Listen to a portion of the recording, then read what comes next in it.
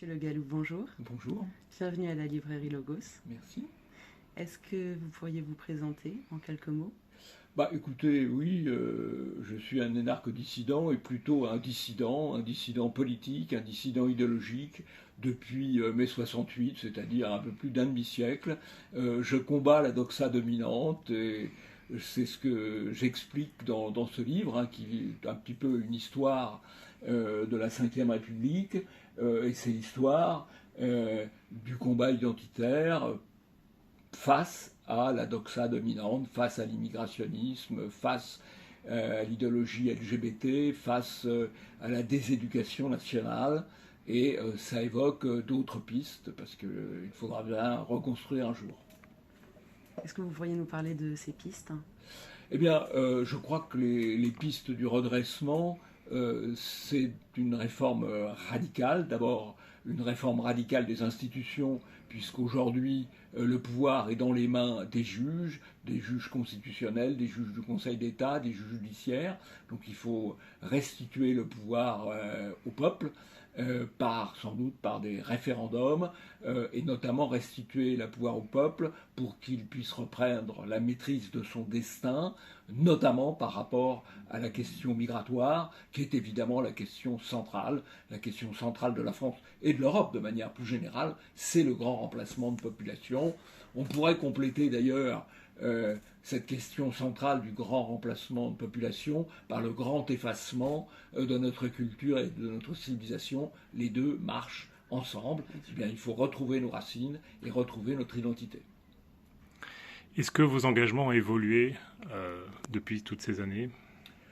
Les formes de l'engagement ont évolué, oui. Les formes de l'engagement ont évolué. Je crois que les convictions globales sont restées assez stables. Fondamentalement, je considère que je livre depuis l'origine le combat identitaire, le combat pour l'identité française, le combat pour l'identité européenne.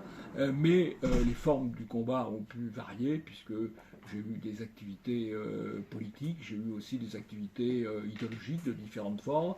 Et aujourd'hui, mon activité principale, c'est à travers l'Institut Iliade, qui est un institut de formation qui vise à permettre aux nouvelles générations d'acquérir la mémoire que l'éducation nationale ou les médias leur volent, la mémoire française, la mémoire européenne.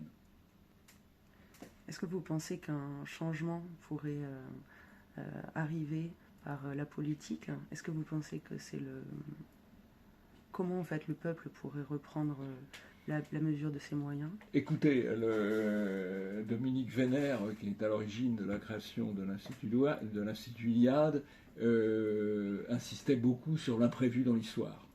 Dans l'histoire, il y a toujours de l'imprévu. Par définition, l'imprévu est difficile à prévoir, mais ce qui est nécessaire, c'est effectivement, ce qui est souhaitable, ce qui est nécessaire, c'est qu'un imprévu bouleverse la donne. Parce qu'il ne s'agit plus aujourd'hui d'un changement marginal pour redresser à la marge la situation, il s'agit de la nécessité d'un changement radical. Comme une sorte de révolution, en fait. Un changement radical, comme la France en a connu. La France a toujours a connu des bouleversements, des soubresauts au cours de son histoire. Donc je pense qu'elle la connaîtra encore, si elle a encore la vitalité nécessaire. Et avez-vous d'autres projets à l'avenir, à la suite de ces mémoires ?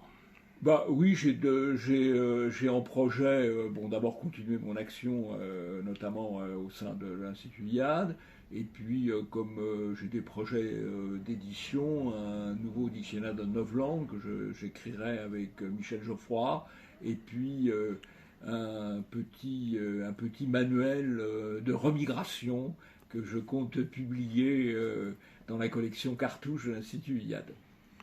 Entendu. Jean-Yves Le Gallou, merci à vous. Merci de m'avoir accueilli. Merci, monsieur Le Gallou.